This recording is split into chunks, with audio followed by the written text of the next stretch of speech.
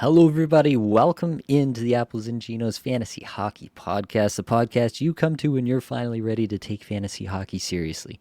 My name is Groot Nibbelink. I'm the creator of Apples Ginos, originator of the Zero G Draft Strategy, and in this episode, Brian and I are going to talk about some of the biggest hot shots and have-nots since the Olympic break. Let's get it.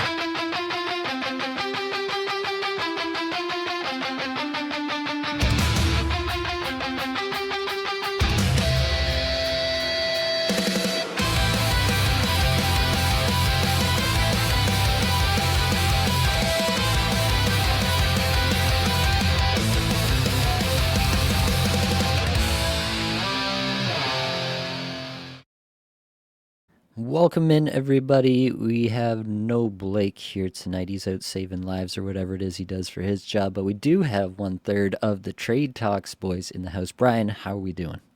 I'm doing well, man. Got to represent the boys here. We got a couple of good ideas coming up next time. Next episodes, we're excited there. But to Blake, I guess we'll let him off the hook. But thanks for having me on. Excited to be here.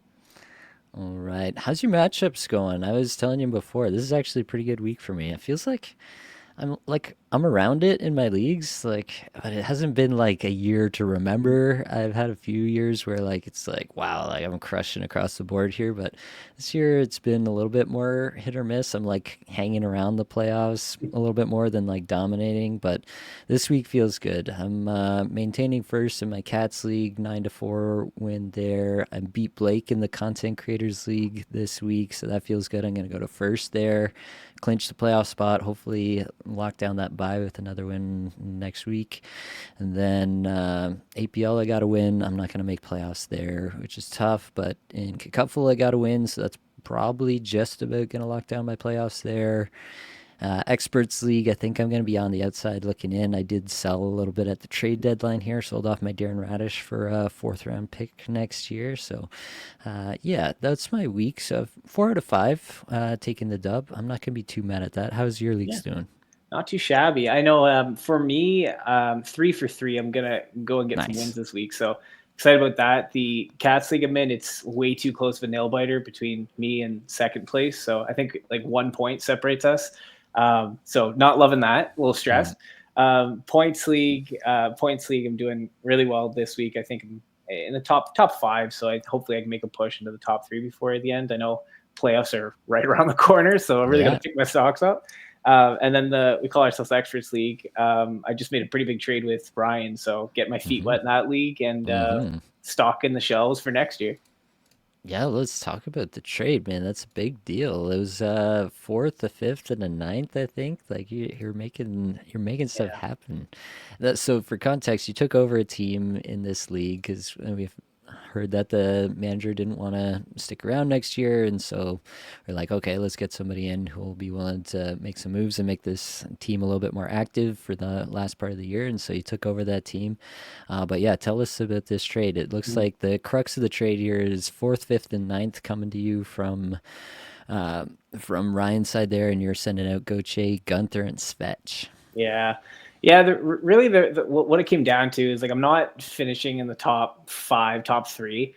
So I'm really just looking for the consolation playoffs here and kind of just want to stock the shelves. But it's funny because before I even took over the team, I got Evan and Ryan messaging me, guys, hey, Brian, let's make a trade. I was like, guys, pump the brakes here. Pump the brakes. I don't have the team. So I know with the trade deadline coming up, they really wanted to make a trade here. And I think it makes a lot of sense for both Ryan and I. He's making a push into to first place. He's hunted down Evan and Reese's pieces, I think, there. And yeah, like I said, stocks my shelves for next year. So I'm fine with it. Maybe we'll see what I can do with some free agency pickups over the next 2 weeks. But I'm up against Reese's next week. So pray for me, guys. Will do. All right, Brian, we should get into it here. Let's talk about some Newsies. And right off the top, we got to talk about some Anaheim Ducks. Anaheim's still playing as we're recording this. They're down 2-1 in the third to the Calgary Flames. Cutter Gauthier has 9 shots in a goal at this point in time, which is kind of wild. But unfortunately for the Ducks, Mikael Granlund and Troy Terry are still out, still listed as day-to-day. Don't really have much more information, but yeah, that's something you're going to have to keep an eye on, unfortunately, a little bit longer if those are 2 guys that you've got that on your roster. Also, the Ducks had a pretty good schedule this week. Play Tuesday on the heavy night, but then 3 off nights to close out the week. So, yeah, depending if you could get people in on that Tuesday heavy night, you might have been able to get 4 games out of a Ducks player. So you might want to hold off on adding Granlund or Terry before you find out that they're not playing on that Tuesday, especially when guys come back from injury. A Yeah. lot of the time, right? They'll come back for the second part of the back to back. So, yeah, you might just want to consider that if you're adding them. You can still add them and hope to get those off nights for the back end of the week, but it's also a week in which you do have a lot of options. I don't know. Where are you at with these guys, Brian? Would you be picking them up right away Monday? Yeah, I mean, if you have a remaining ad for this week and you don't have Terry, pick him up, put on your IR. Like I Sure. wouldn't mind that. But next week, I think you have a lot of great options for streams next week. So I think I'd want to wait a little bit. I know Granlund a couple times this year he was day to day for like 2 weeks or something, and you expect he's going to Mm-hmm. play the next game, and then he doesn't. So you always run the risk there. But if any between the two, I'd be looking to bring Terry on my team because, like you said, the Ducks do have a great schedule next week. Yeah. Next up, we have Seth Jones was seen in a regular practice jersey for the first time, so it sounds like he's close to a return for the Panthers. That obviously bumps Uvis Balinskis and or Aaron Ekblad off any power play time, or at least the primary power play time, most likely. Panthers need to get this thing in gear if they're going to even think about the playoffs. They're 10 points out with a loss to the Islanders today. Moving over to St. Louis, Colton Parayko missed Saturday and Sunday games, so something to watch there if you're rostering him. But also, they did get Robert Thomas back for the game against Minnesota today, and he had a goal and an assist in that one. One of them was an empty netter for what it's worth, but still counts on the fantasy stat sheet for us. Robert Thomas, it sounds like a pretty good chance he gets moved before the trade deadline on Friday, so something to be aware of there for sure. Over in Vegas, Mark Stone left the game here on Sunday. I watched the Classic. replay. He took like the weakest cross check, like as the two players were passing from Chris Letang, and like just went off, and we don't see him again. The guy is made out of glass and glue, I think, at this point. But anyway, Mark Stone leaves the game. It didn't look like anything, so maybe it's not serious, but I don't know what to make of a Mark Stone injury at this point in time. Drew Doughty remains out. No word on his status. Like, I've been casting around trying to find something. It's just he's out for today's game, and that's all we get. So, welcome to Los Angeles. I guess the other part of what's going on in Los Angeles is Jim Hiller was canned today as coach of the Los Angeles Kings. High time if you've been listening to us Absolutely. here on the Apples and Ginos Fantasy Hockey Podcast. For fantasy purposes, Jim Hiller was just the absolute worst. Just absolutely ruining fantasy stat lines all over the league. Every time the Kings played someone, you're like, oh, here goes another 2-1 game. Mm-hmm. And it wasn't like the other part was that it just wasn't very successful at all. They've got to climb the Predators and Sharks and the Kraken to get back into a playoff spot still. So they have their work cut out for them if they're going to try to do that. I don't know. Is Artemi Panarin the coach killer? He comes in for a few games and all of a sudden Hiller's gone. What do you think, Brian? He just might be, but it's funny because as soon as that announcement, we all saw that announcement. We the trade talks guys. We get a message from Evan just announcing Jim Hiller's gone, Panarin to the moon, LA Kings to the moon. So I have to laugh there, but I think it's going to help the LA situation when it comes to the offense, and who knows, maybe it'll help Darcy Kemper because he's not having the greatest year either. So that remains to be seen, but I think it's a good move for LA. Yeah, should be noted DJ Smith coming in as a coach there. DJ Smith, the guy who has opened up some offenses in Mm-hmm. his time. So that might be something worth watching towards the end of the year here. I think LA, as currently constructed, they might fare better under a system like that, especially with the addition of Panarin now. And it might make Quentin Byfield fantasy relevant for the first time this season as well. So some stuff to be perhaps a little bit more optimistic about there in Los Angeles for sure. And lastly, here, Luke Hughes returned to the lineup for the New Jersey Devils, did grab an assist, was on the second power play unit, we should note there.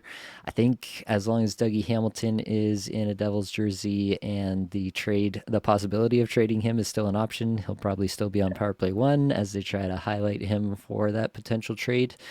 So probably at least until the end of the week. But I think my baseline expectation is that Luke Hughes would get power play one after the trade deadline. Mhm. Uh, if Hamilton does stick around and they decide that's still the best use of their time, then they may still go that route. They may still try to, they may look at it as, oh, now we got to trade him in the offseason. So we got to Yeah. highlight him for the rest of the year. That's still a possibility, I guess. But yeah, something to monitor there. Luke Hughes definitely going to need power play one to be fantasy relevant in my eyes. How about you?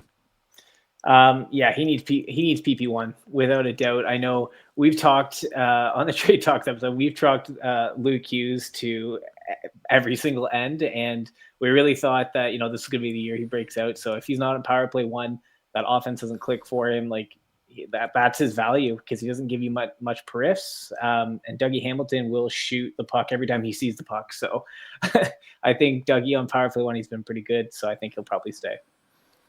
All right, that does it for Newsies. We can talk about some hot shots. Getting into the main part of the episode here. So, what we're going to do, usually I do last 5 games and provide those kind of stats, but I think since we've only had a few games since the Olympic break, we're more interested in who's come out of the gates swinging here since the Olympic break.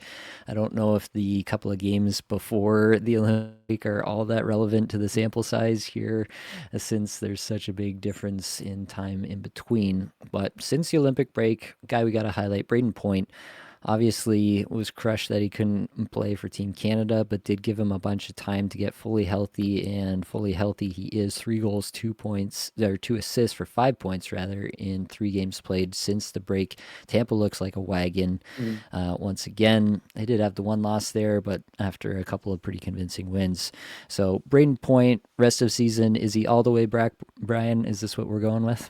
Honestly, I think so. Like we've been waiting for way too long for Braden Point to start popping off, and it seems like the Olympic break really gave him time to fully rest and recover. And I think so. Wagon. Tampa's been too good not to continue to be a wagon, and I think Point is finally going to start converting, keep up the point pace. It's funny. You just got to get a little bit of confidence back into your game, and then it seems like Braden Point's got it now. So yeah, all systems go for Braden Point. Yeah, I tend to agree. The underlying numbers have been saying this about Braden Point for a while. Like I've mentioned this, third in individual expected goals for per 60 on the season is Mhm. Braden Point, and clicking at just a 29 goal pace on the season. Those two things don't make a lot of sense together. He's shooting 15.7%, which would be a pretty good year for most people, but Braden Point is a guy who routinely shoots at 20%, so a Yeah. lot of room there for improvement for him, especially with those expected goal numbers. And he's getting those sweet passes from Kucherov all the time. Mm. I think Braden Point is in for a big finish to the year. I wouldn't be surprised to see it whatsoever. One name that I didn't expect to be talking about is Matt Savoy. Has a goal, 5 assists, 6 points in 3 games played for Edmonton since the break here. Now, we know that Edmonton could really use some secondary scoring. It's been a problem basically the entire McDavid era. Is you have like the power play guys and then you have nothing behind them Mhm. there in Edmonton. So I mean, I think they'd be pretty happy if Matt Savoy was suddenly this legitimate scoring threat to help from the middle six or whatever you want to call it. How confident are you that Matt Savoy is anything more than a 3 game flash in the pan here? I think given Edmonton's history, I think he's more of a flash in the pan, to be honest. But here's the thing about Edmonton is as long as they aren't defending and they aren't getting goaltending, then they're going to have to score 5, 6, 7 goals a game. So if that trend keeps up, then the points will continue. So I think it's going to be really interesting to see what Edmonton does come the trade deadline. And that'll be a pretty big indicator for me to see how well Matt Savoy will do the rest of the season. For sure. For context, like Savoy was the ninth overall pick back in 2022. He's 22 years old now. Like he's getting past the point where a lot of guys make their first mark on the league. This is his rookie year, so there's a lot of things that like who's to say that he can't improve over the course of his rookie year? Wouldn't be the first player to do it. I do think that more likely than not, it's going to be tough for him to maintain any kind of consistency here moving forward, especially if he's going to get this like 13, 14 minute a night Yeah. treatment, right? Which is most of the guys in Edmonton. That being said, if he could, we keep saying this, but if anybody could carve out a everyday role alongside Leon Draisaitl on the second line, like you have to think that that's gonna pay some dividends. It just Mhm. seems like nobody's able to do it. So something to watch, but definitely not holding my breath that Matt Savoy is gonna finish the year on fire. Taylor Hall is next up here. 2 goals, 3 assists, 5 points in 2 games played there for Taylor Hall. They kind of put together a pretty interesting line here for Taylor Hall alongside Logan Stankoven and Jackson Blake. None of those three guys are getting power play one time, Mhm. but they're all playing together. And obviously, we know that Rod loves to rotate the top nine there pretty interchangeably. And so they're going to get at least decent 5v5 minutes. Taylor Hall obviously popping off. That comes alongside Jackson Blake popping off. Logan Stankoven not doing quite as much, but interesting spot for Taylor Hall, who's always been a guy with like good microstats, and it seems like he's gotten a little bit lost in the sauce there in Carolina, as some players do, just because, if you're not getting those big time minutes, then what are you able to put out on a consistent basis?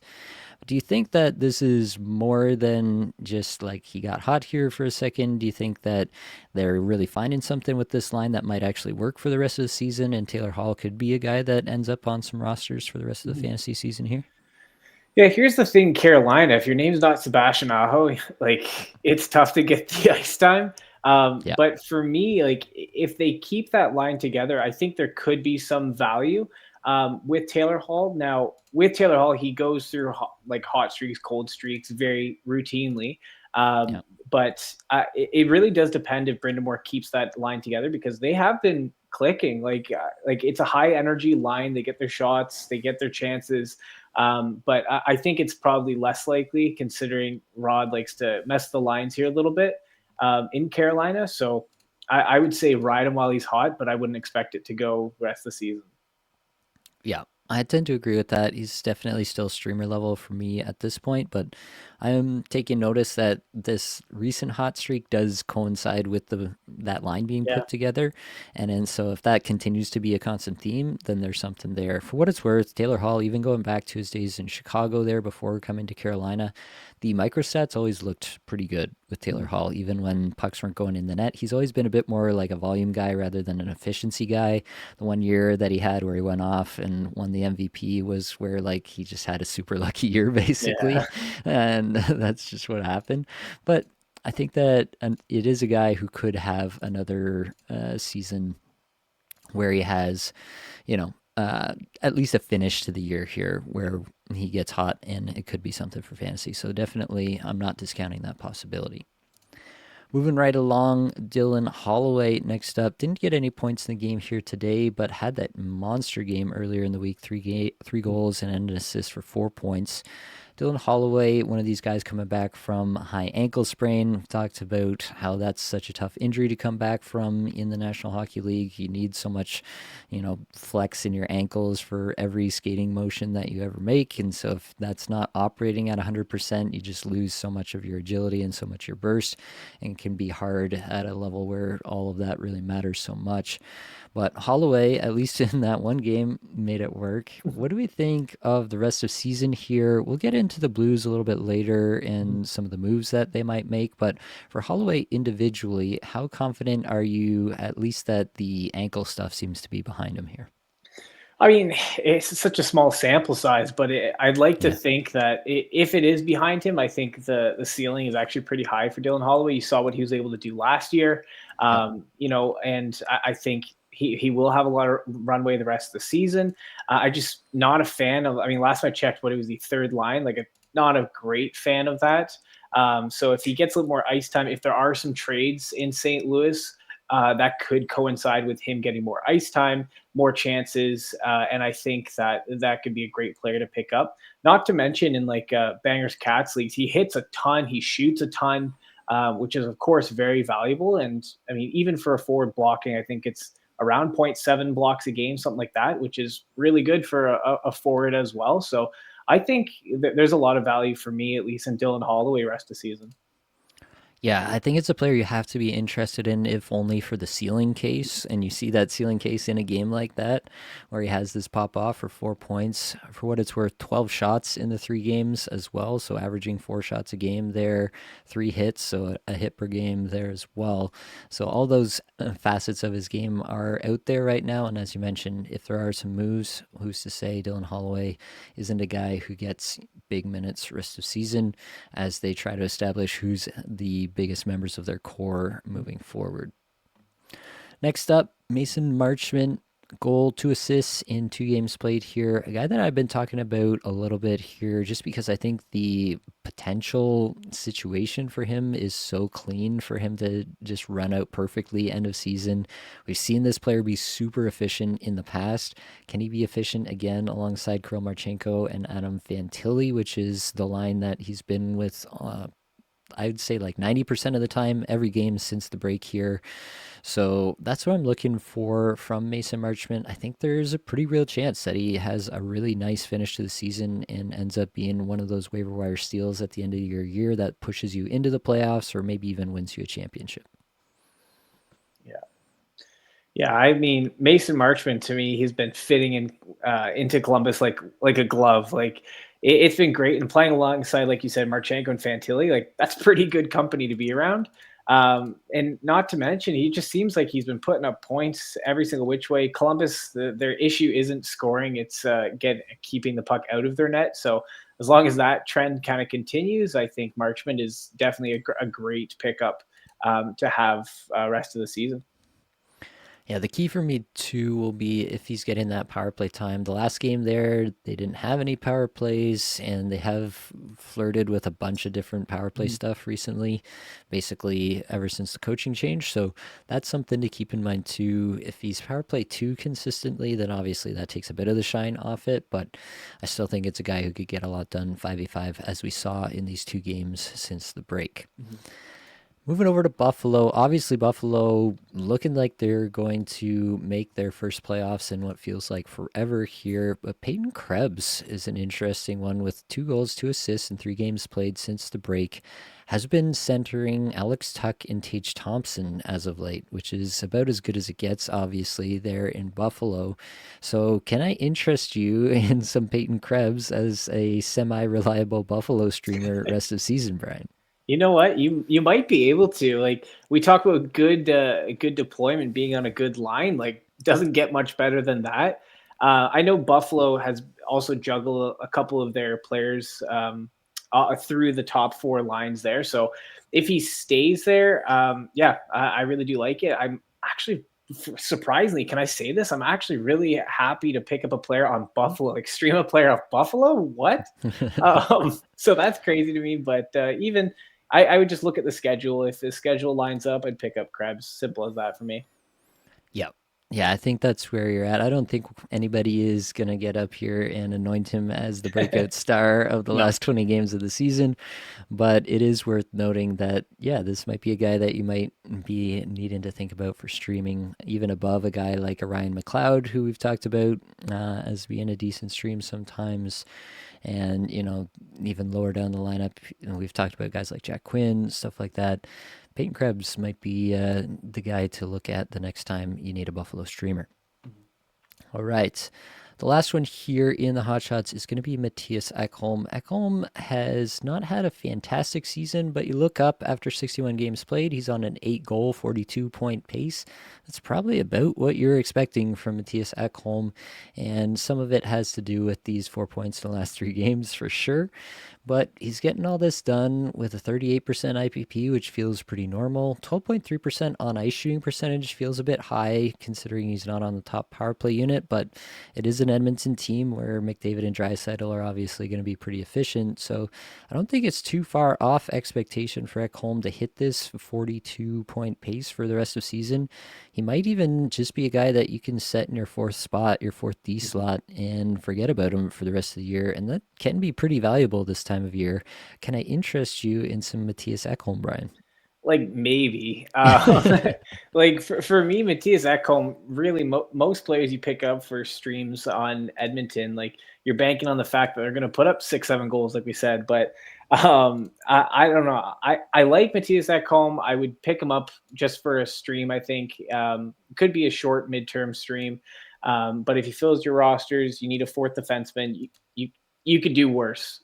So for me, it's why not if it fits your schedule. So similar to Krebs for me. If it fits your schedule, pick him up. If there's a better option, or if there's specifics you're looking, if you're in a Cats league, you need more blocks, hits. Like you wouldn't go Ekholm, but Yeah. if it fits your schedule, I definitely give Ekholm a look there.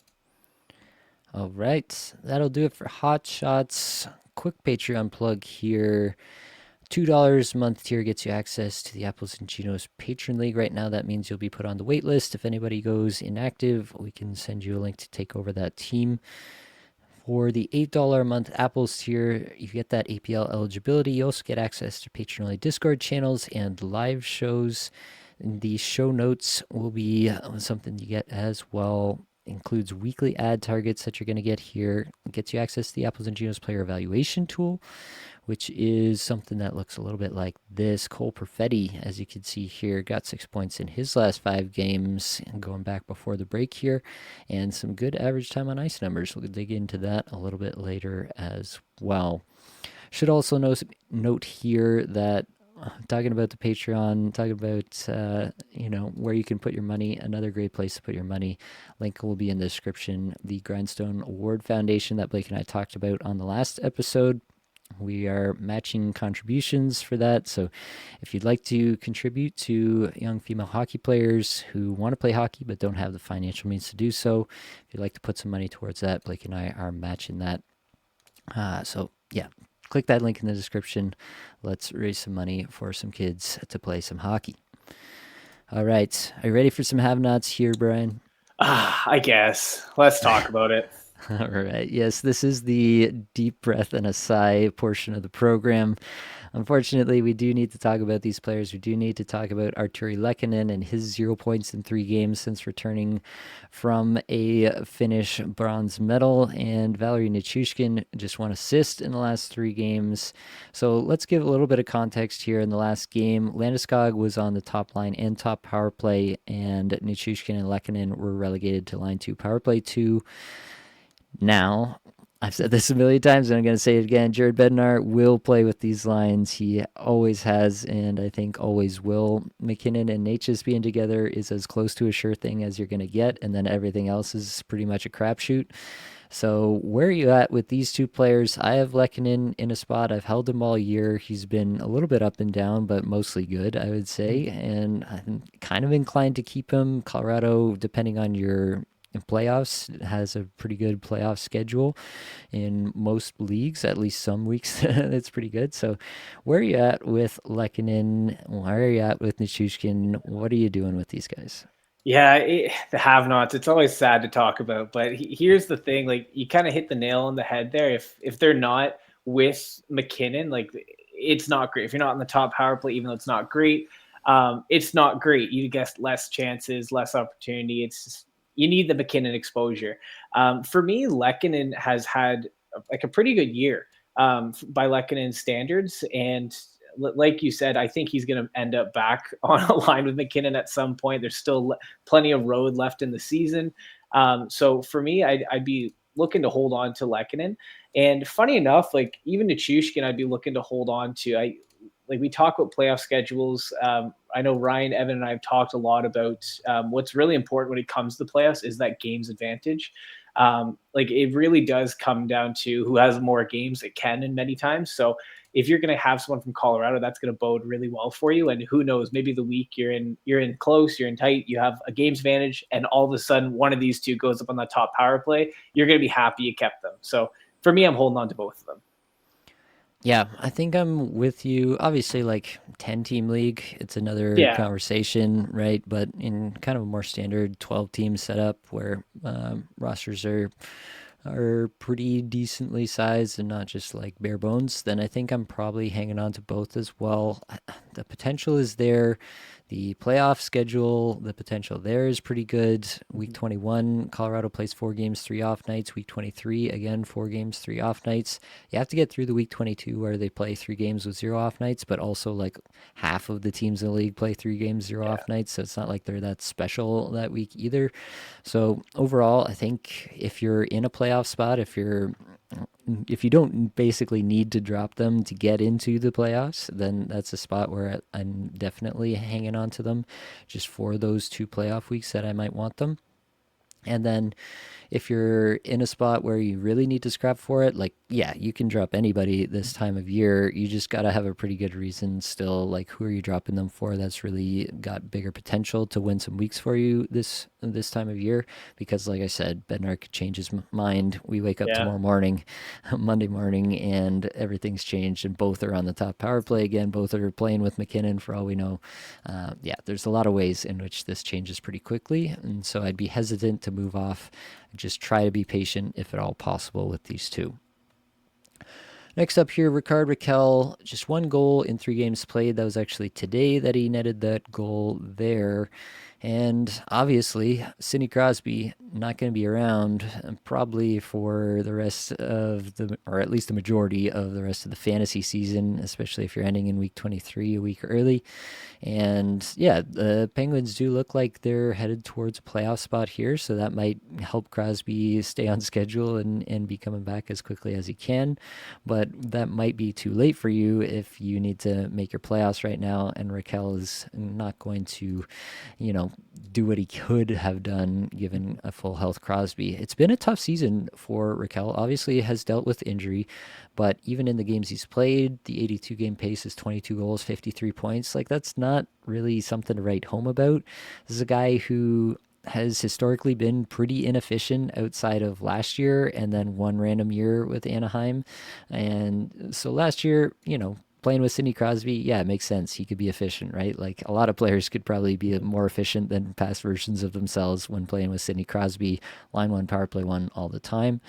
But without Crosby now, you're looking at Raquel and you're looking at the rest of your season. And what are you seeing, Brian? Oh, if there's one person that misses Crosby more than anyone, it's Ricard Raquel. A little side note. I remember when I think it was the first year he joined Pittsburgh. He was lined up with Crosby, looked great. The second year, they put him down on the second line with Malkin, and it's like you could cut his point production in half. It was so night and day difference. So for me, with Ricard Raquel, like it's a really big loss losing Crosby here. And I think the way I'd approach Ricardo Cal is very situational. If you're in a push, you might be able to drop him. It depends who you're looking to pick up. My initial knee jerk reaction is still to hold him, just because that power play is so good in Pittsburgh. But he's really missing Crosby. So for me, very situational. If you're a lock in first place, ride it, hold him. Crosby will be back for the playoffs. If you're fighting for a playoff spot, might be a different story, but it really does depend on who you're looking to pick up as a replacement for me. Yeah. Yeah, I tend to agree with all that. For what it's worth, was playing today with Brian Rust still, but Avery Hayes was centering the two of them. And as fun of a story as Avery Hayes' first NHL game was, where he had the 2 goals, I don't know if we're looking to him to center two guys that we need for fantasy production rest of the season. Raquel's microstats don't look all that special either, especially when you consider that basically all of those numbers came with Crosby as a center, and now you got to adjust for being away from Crosby. So all of that makes me pretty skittish about Raquel moving forward. I do think he's still going to generate a decent amount of shots. That's something that he has done fairly consistently. But again, it's probably not going to be an efficient rest of season for Raquel, and so I would be a little bit more willing to move off of Raquel if you need to, basically, right? Again, This is a situation, though, where similar to Colorado, Pittsburgh does have 4 games, 2 off nights in week 21, 5 games and 2 off nights in week 23. So if you are looking just ahead to your playoffs and you've got that all locked up, then maybe it's a spot where you want to hang on, especially for that week 23 where Crosby might be back. Yeah, that might be a spot where you are thinking a little bit more about hanging on to him. Nico Hischier next up, 1 goal in 3 games since the break for him. It has been a season to forget for Nico Hischier and for myself because I picked him in a few spots and it's very much hurt my feelings. 27 goal, 59-point pace for Hischier on the season despite getting almost 21 minutes a night. Underlying stats still look pretty good here. 46th individual expected goals for per 60, 57th in on ice expected goals for per 60 on the season.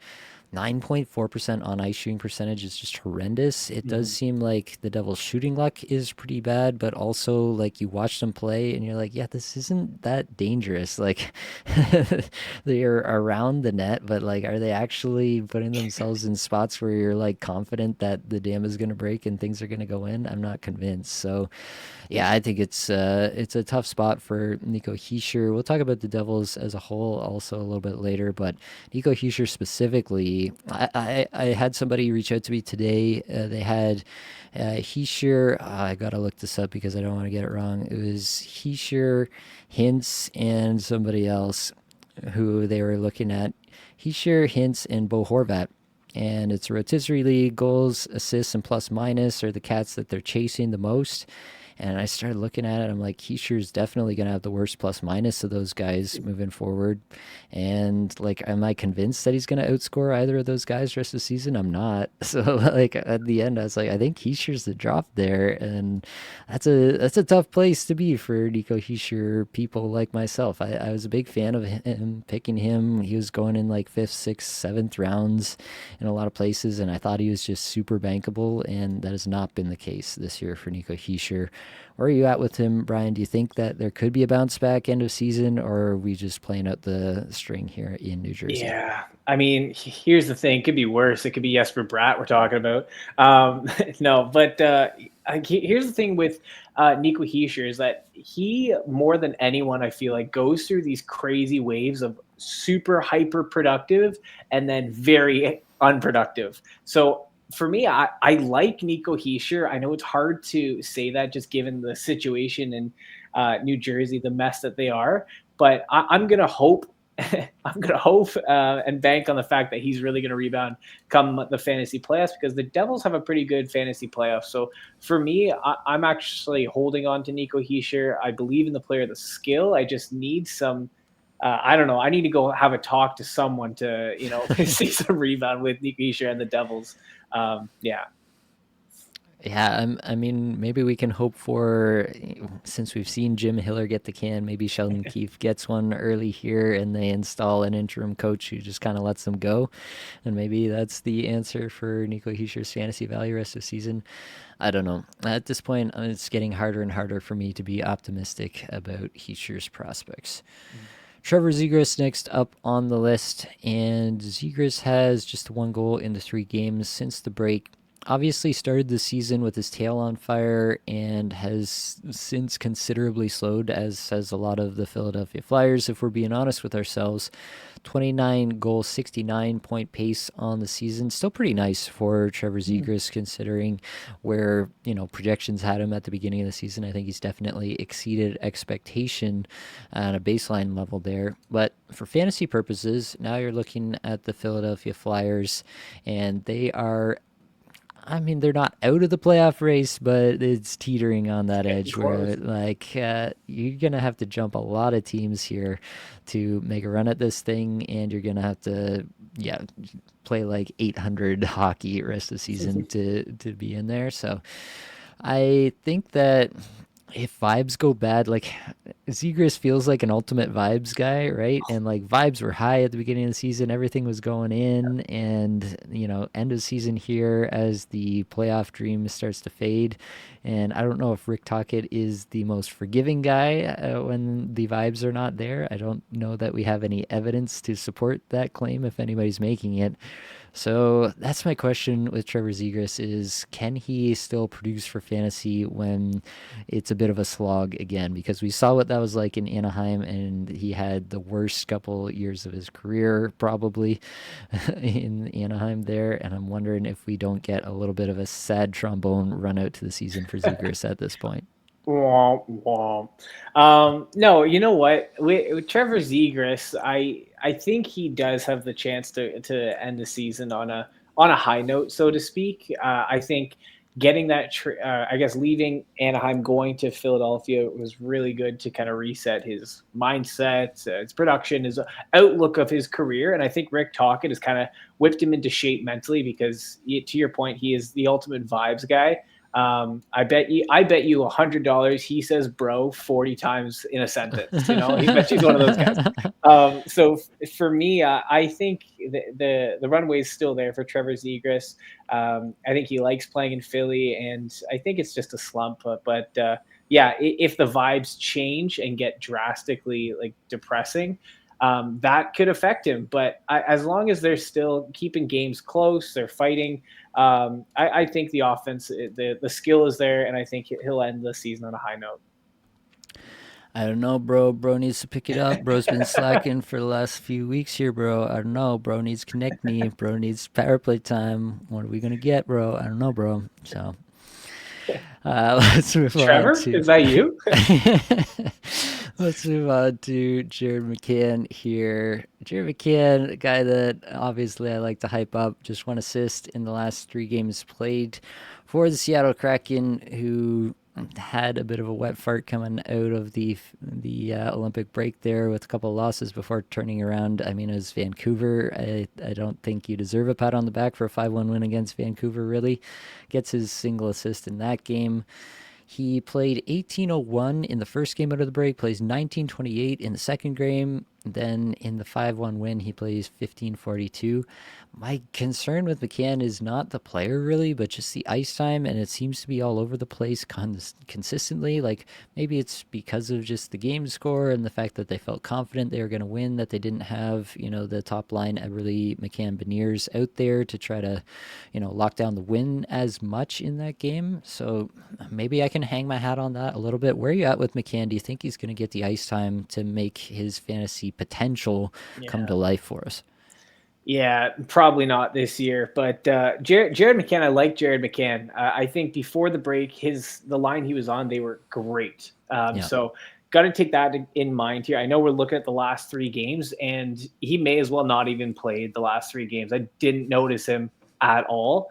But for me, it depends on who you're replacing with. If you're looking to drop him just for the sake of picking up a streamer to maximize your games, like maybe I can get on board with it. But I think there's a lot of skill with Jared McCann. I know you guys have talked about it at length, so I'll be holding on to Jared McCann at least for the foreseeable future because he does have that. There's always those chances. He's had games in the past where he puts up a couple of points, peppers with shots. Like that's pretty valuable.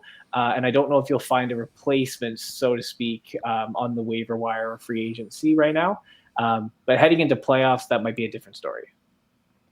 Yeah, worth noting Seattle Monday, Wednesday off nights to open the week here this next week coming up. So something where you can probably just hang out with Jared McCann for those Monday, Wednesday off nights, see what happens there, and then make a decision moving forward.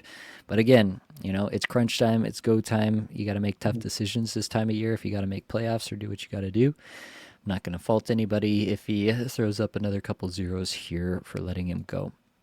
Adam Fox, next up here, no points in 2 games played.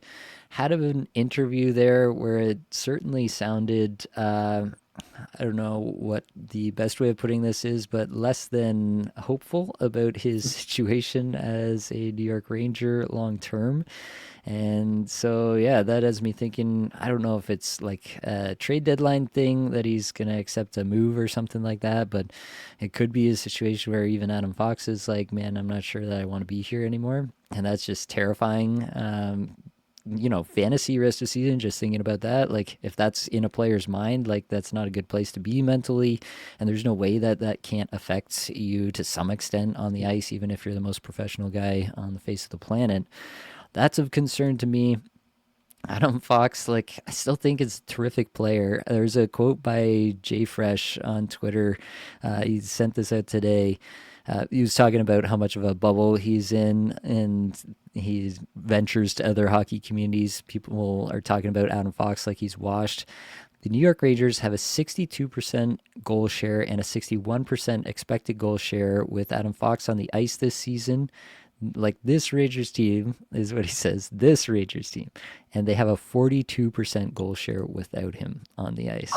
That is an insane spread with and without one player on the ice. Wow. So Adam Fox, like, yeah, he's still terrific. He's still that good, but yeah, I think you have to be a little bit concerned at this point, don't you, Brian?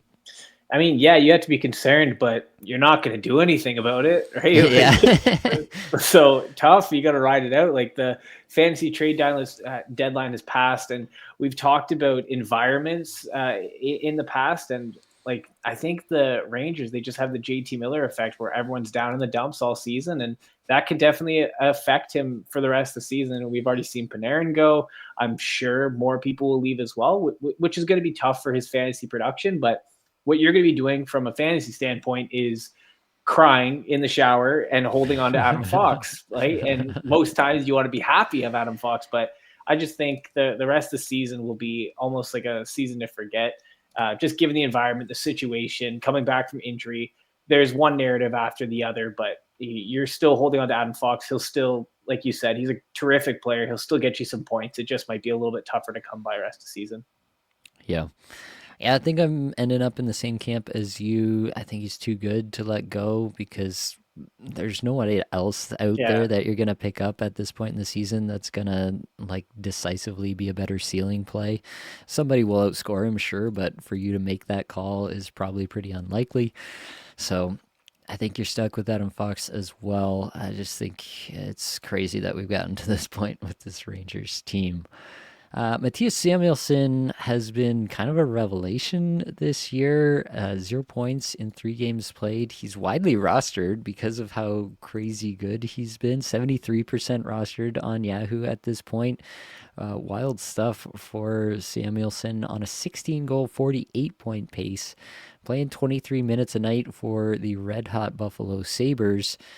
Now he's gone pointless in 3 games out of the break. Do we think this is some regression for Samuelson? Do you think that he bounces back? Like some of the stuff I see people on Twitter being like, you know what, like he's actually playing really well. Some good stuff under the hood here. Some decent micro stats stuff, like definitely not a big time offensive guy and never has been. And so the offensive production has been a bit of a surprise this year, but definitely a guy who can carry his own in his defensive end and get the play turned around in the other direction a lot. And obviously that's been a key to Buffalo's success as of late. So all that to say, Matthias Samuelsson, a sign of things to come. We should get off the train or just a blip, and he's going to continue to be a fantasy revelation. Yeah, I think there'll be some regression. I don't think he's not known to be a point production beast in the back. They have Rasmus Dahlin. He's been reaping a lot of the rewards by playing on a line, or I guess on a pair with Dahlin. But I will say, I was looking at the notifications coming in from the last Buffalo game. I'm like, wow, they keep scoring. Dahlin keeps scoring. Where's Samuelson? Why is he not getting in on the action? Like, what's going on? Secondary assist. So what I'd be doing with Samuelson, he's very valuable in a Cats league. The Priffs look really nice, and if he's going to be getting some secondary scoring, secondary assist, and putting up those nice Priffs, I'll be holding on to him there. In a points league, I'd be okay with dropping Matthias Samuelson. Again, it depends who you're looking to pick up. If you just need a streaming spot, I would still be okay with that. I think, and I'm also speaking like for a 12-team league, let's say.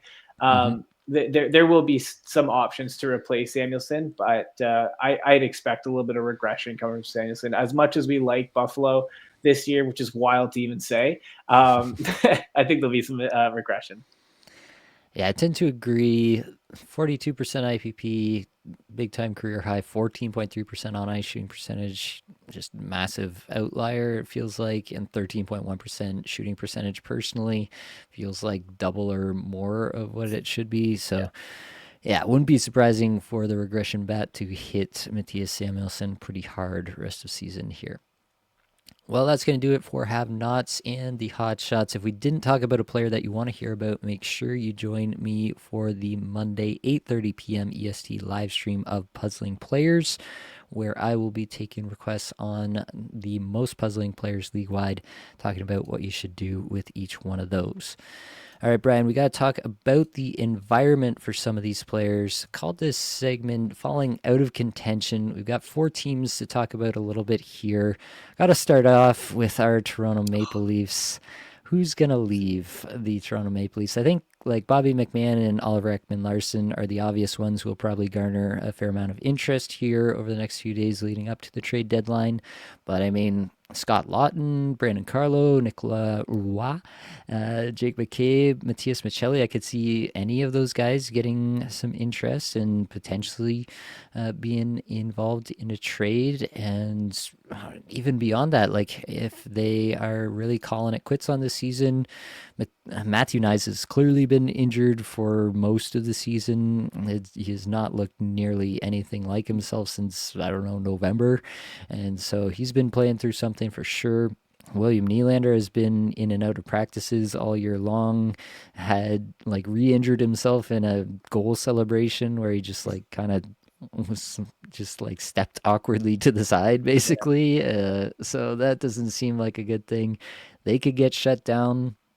I think Brube and Treliving have to be gone this offseason. I don't think there's any doubt about that at this point in time. But who could benefit here, Brian? Like, is there anything fantasy wise that you could see? Like, I think OEL and McMahon have kind of been streamer-ish guys for a while now, and they'll probably remain that wherever they end up. Maybe even McMahon falls completely out of relevance because he'll be much more middle six wherever he goes. But is there anybody on the Leafs that you could see stepping up and actually having some fantasy relevance in a scenario like this? Yeah, historically known as Mr. Scratch and Score, Nick Robertson, Mm-hmm. like he finally given him some opportunity to score could be really well. And I think of the Leafs, and we talk about development of players. They haven't historically done a really good job, and keeping Easton Cowan out of the lineup for so long can't really help his development. So they Mm-hmm. would be wise to give him more run, Mm-hmm. give him the chance to get out there and see what he can do. I think that's really important to him. But when we talk about players who they should be selling, I think it's a different story than what they plan on doing. I don't think they'll make that many moves, which is a bad idea. If I put my general manager cap on, Mm-hmm.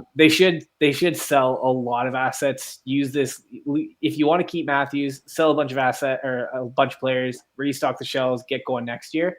But yeah, to your point, OEL is probably gone. Bobby McMahon's probably gone. Scott Lawton, I don't want to see leave. I want to see Morgan Riley leave. I'd be okay with Brandon Carlo leaving. And one name I've actually heard out there a couple times is Stolarz Mm-hmm. being tossed around there. So I think that wouldn't actually be a bad idea.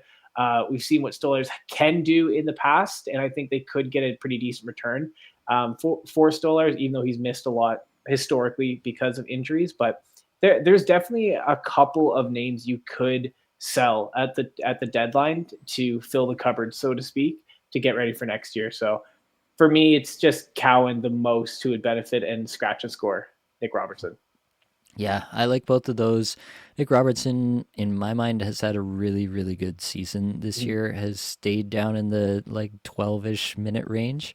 I would love to see what it looks like if he gets 18 minutes a night just for a bunch of games here to end the season. I think it could actually be pretty fantasy relevant in a best case scenario. Easton Cowan, similar. I think he actually long term could be a fit alongside Matthews. And so why not try that out for a bit at the end of the season here? Just give him a whole bunch of run and let's see what goes on there. Let him make mistakes. Let him get acclimated to Learn. the NHL. Yeah. Yeah. Let's move over to Florida. I'm wondering now if they're going to call it quits on the season. They are 10 points out of a playoff spot after losing. They're 8 points out of a wild card spot. They lost to the Islanders, who are one of the teams that they're potentially chasing here today. So bad look for them again. I have to wonder, like, do they call it quits? Do they shut down anyone with any small injury? Brad Marchand was obviously dealing with something during the Olympics. If he's still got anything lingering, they could shut him down, especially at his age, try to get him healthy for next year. Matthew Tkachuk obviously came back from a big injury. Do they just go, you know what, like, we don't need you to just run any risk of anything. You're a star player for us. We need to let this thing play out. Seth Jones coming back from a relatively substantial injury here. No rush there in my mind either.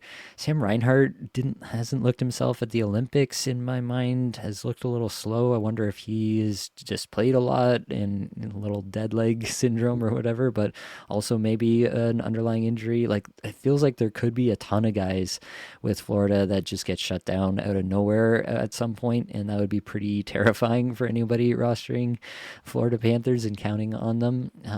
If that happens, like first off, do you think that is a potential thing that could happen with the Panthers? And if so, do you think there's anybody on the Panthers who would benefit? Yeah, so I think Florida is really unique in this sense, just because they've won back-to-back Stanley Cups. We know this roster can get them a Stanley Cup.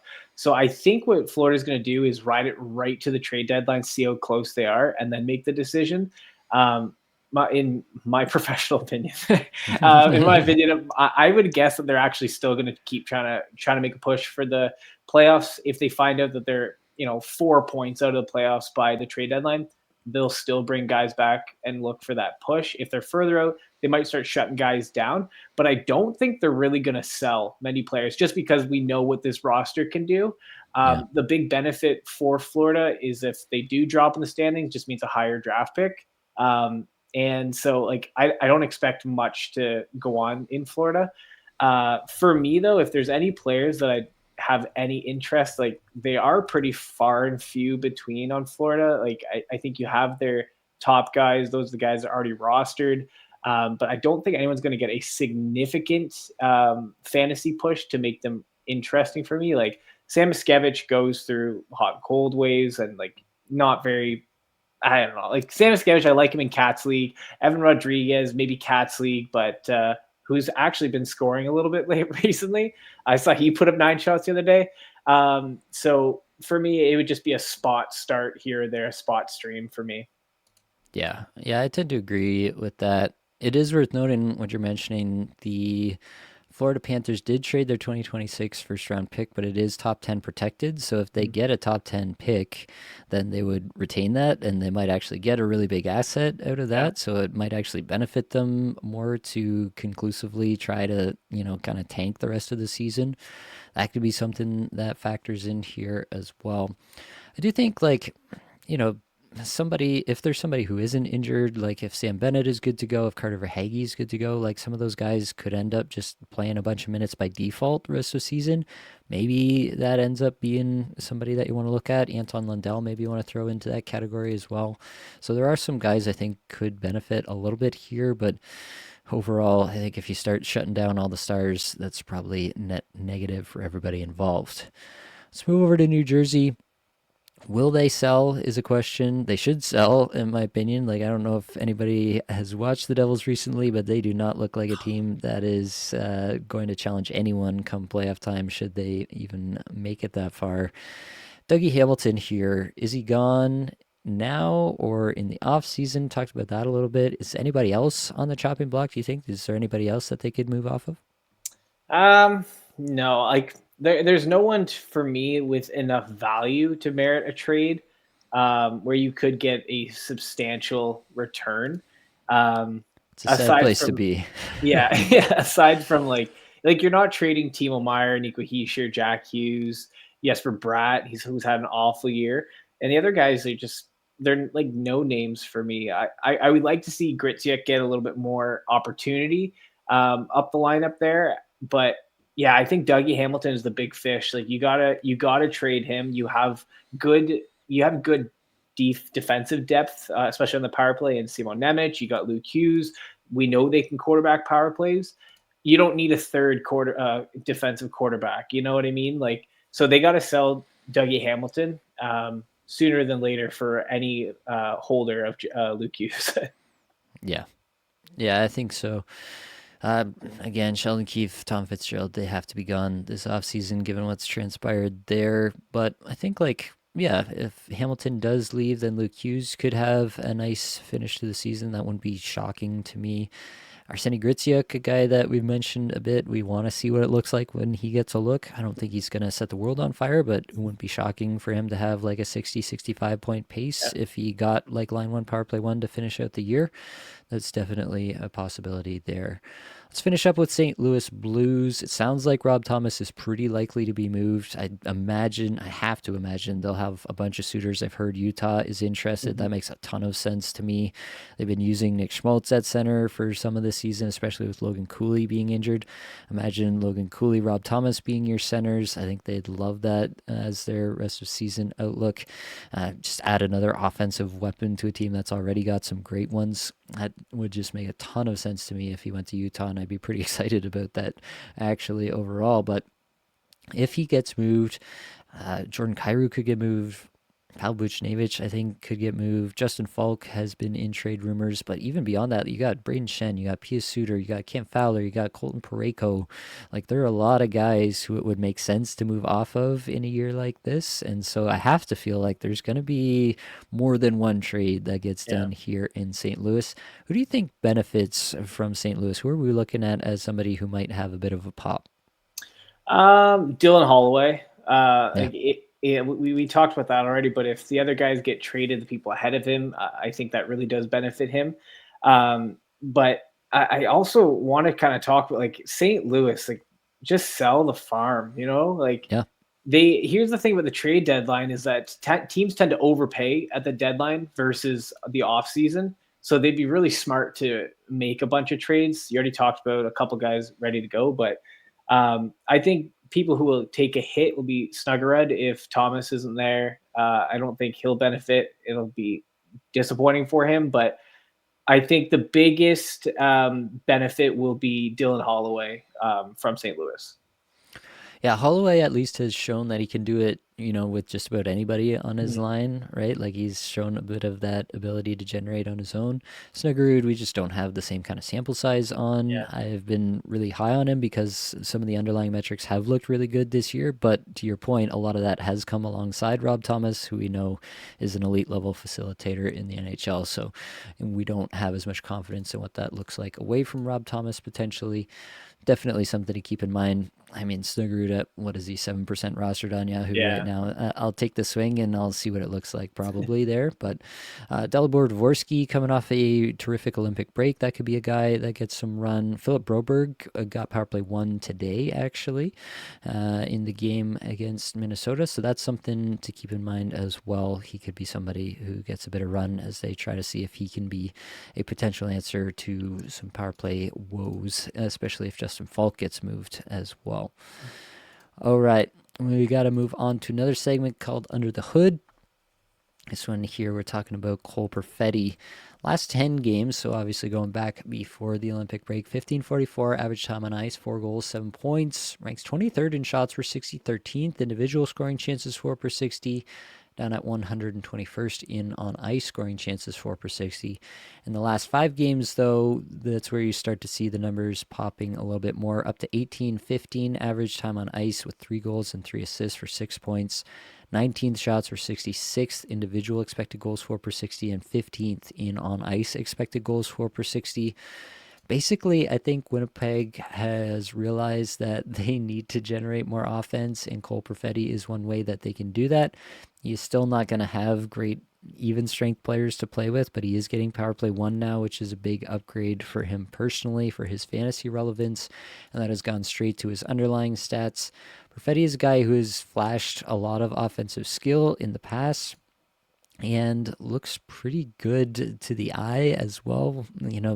Think back to the playoffs last year, scores that big goal in overtime, has done some things that make you think that there's more here with the player. Now we're starting to see it pop, and he's starting to get big ice time. I don't know. I'm starting to get a little bit interested in Cole Perfetti. It feels like a guy, he had the high ankle sprain the last preseason game and misses a big chunk of time, tries to get back into the season coming off a high ankle sprain. We know how difficult that is for NHL players. Talked about it with Dylan Holloway, and he's coming in when everybody else is in midseason form and he's playing his first games of the year. Has had a tough season to date with a 13 goal, 39 point pace in the games that he has played. But these last few games are giving me a fair bit of hope that Cole Perfetti might start to deliver on a lot of that potential we've seen. How do you feel, Brian? Yeah, Cole Perfetti, like to your point, he passes the eye test. He looks like a player who's really, can do a lot out there. We know he has a lot of skill, but it is really hard to come back from an injury like a high ankle sprain. It takes a lot of time, and it's usually not enough time. So for me, like given his last couple of games, definitely worth a stream if Winnipeg has a good week. He has that top power play, but I rest the season like yeah, I could pick him up, but I'm kind of on the fence just given what he's done on the season. But yeah, being on that top power play is very helpful. Having Logan Stanley is the power play quarterback. Not great. Uh, Luckily, he's still got some studs and Kyle Connor, Shifley there. So there's talent surrounding him on that power play. Gives him some great exposure, chances for some points. And then I think even strength. Who's he playing with? Even strength. Adam Lowry and Iafallo. Yeah. So not a great line, but if you're in a dynasty league, I would long term great hold for me. Rest of season, Yeah, I'm not so sure. I like the hot streak though. for sure. All right. Last order of business. We got to close it out with the head to head streamer Deathmatch. And it's your boy at it again with another dub. Lead 10-6-1 on the season over Blake. Blake took Zucker this week, ended with 17.4 points. And I took Tony D'Angelo, and he ended up with 23.7 points, 4 points in the last three games here. 4 assists, I guess I should say, in the last three games here to bring me the win. Victory feels so good. I just wish Blake was here to gloat a little bit more, but I guess we'll continue on. Next week, Blake's got Jonathan Marchessault, and I've got Mason Marchment. Who you got, Brian? Like, are you going to bet with the guy who's been bringing it home all year, or are you going to take Blake's case here? I would take Marchment regardless of who it was. So I go Marchment. Sorry, All Blake. right. I love it. I absolutely love it. Well, if you've made it this long through the video with us, we do appreciate it. You should probably find the link in the description. Click that and join the Discord community where we talk fantasy hockey all day, every day. If you could, while you're here, like, rate, review, subscribe, comment really does help us out. But that is going to be all that we've got for this episode. Hopefully, it brought you some value, helped you get a little bit better at fantasy hockey today. All the advanced stats you heard today came from Natural Stat Trick and 18 Skaters. All the micro stats you heard today came from all three zones. Many thanks to Matt Creamer for supplying music for the podcast. And that's it, folks. Much love.